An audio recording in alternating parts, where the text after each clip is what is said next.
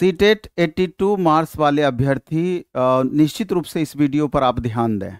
अभी आपका वेरिफिकेशन चल रहा था और एक चीज़ अभी आप देखेंगे कि कुछ जिलों में सीटेट 82 वालों को पास कर दिया गया, एक तरीके से उनका वेरिफिकेशन हो गया, जैसे पटना डिस्ट्रिक्ट की बात करें। लेकिन कई जिले ऐसे भी रहे जहां की डाउटफुल वाले कंडीशन में उनको डाला गया, और कुछ ऐसे जिले रहे कि जहां की डाउटफुल वाले कंडीशन में भी नहीं रखा गया, डायरेक्ट उनको बाहर कर दिया गया। अभी मेरे साथ एक अभ्यर्थी है, इधर आ जाओ बाबू। ये इनका वेरिफिकेशन सुपौल जिले में चल रहा था। ये बच्चे रिक्वेस्ट करते रह गए वहां पर डीपीओ सर से, डीओ सर से, लेकिन इनको डाउटफुल कंडीशन में भी नहीं रखा गया, बल्कि एक पहले का जो पत्र था निकला हुआ उसका हवाला दे करके डायरेक्ट इनको बाहर कर दिया गया। और उस जिले में लगभग सभी कैंडिडेट को डायरेक्ट बाहर ही पूरी तरीके से कर दिया गया। तो हम चाहते हैं कि ये छात्र जो मेरे साथ में है, क्या नाम बताया तुम? प्रमोद कुमार यादव जी हैं। ये सहरसा के रहने वाले हैं, सुपौल में इनका डीबी था। तो ये भी दो शब्द आपसे रखेंगे और फिर उस हिसाब से इसमें लिंक जो हम जोड़ेंगे उसमें आपस में जुट करके जैसा आप लोग निर्णय लेंगे उस हिसाब से आप आगे बढ़ेंगे, क्योंकि मेरा काम था आपको एकजुट कर देना। आप एकजुट हो जाइए और निश्चित रूप से इस प्रोसेस में आगे बढ़िए। चलिए, ये अमर अपना बात को रखेगा।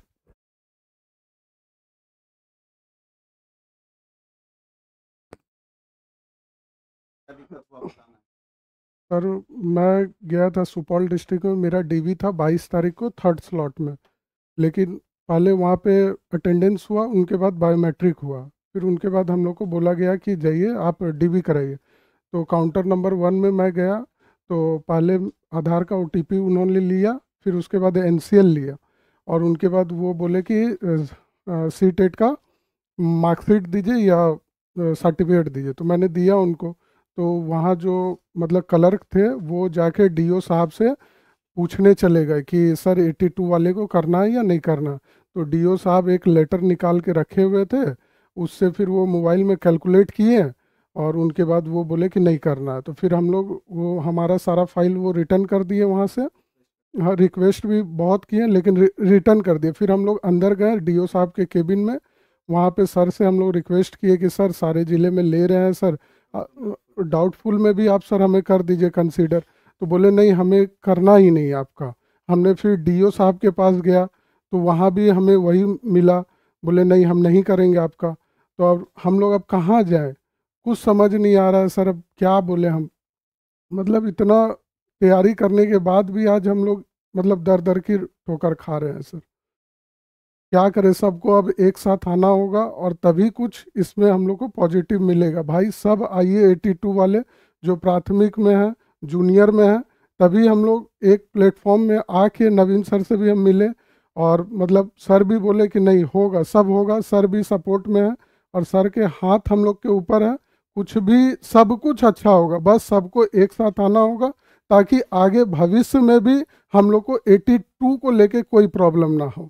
बस यही कहना है भाई, सब आइए, जिनका भी सिलेक्शन हुआ है सब आइए और इसमें साथ में मिलके सब लड़ेंगे जिससे कि किसी को बर्डन नहीं होगा। बस यही आप लोग से विनती है। देखिए, आप अपने अधिकार की बातें कर रहे हैं, आप अपने अधिकार की लड़ाई की बातें कर रहे हैं, जो वो आपका वाजिब हक है। तो इस लेकर के हम लोगों को न्यायालय पर पूरा विश्वास है और निश्चित रूप से अगर हम लोग आपस में एकजुट होंगे तो न्यायालय से आपके पक्ष में निर्णय आ सकता है और आपका भविष्य भी सही ट्रैक पर जा सकता है। नहीं तो ये परेशानी, अगर आपसी एकजुटता नहीं रहेगी तो फिर आपकी ये परेशानी बनी हुई रहेगी।